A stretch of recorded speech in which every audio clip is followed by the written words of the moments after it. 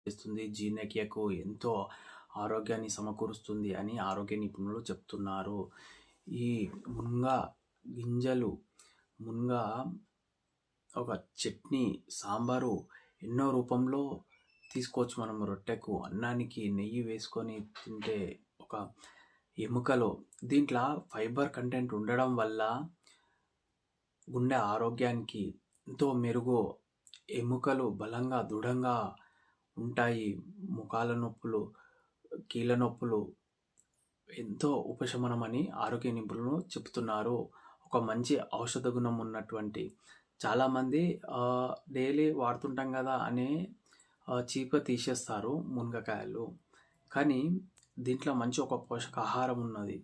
కానీ మునగకాయలు ఒక కర్రీని ఏ విధంగా చేసుకుంటామో సేమ్ ఆ కర్రీ రూపంలో చేసుకొని తినడం వల్ల, చట్నీ రూపంలో తినడం వల్ల పిల్లలు, చదువుకునే పిల్లలకు కానీ చాలా మెదడు పనితీరుకు ఎన్నో ఉపయోగాలు ఉన్నాయని ఆరోగ్య నిపుణులు చెప్తున్నారు.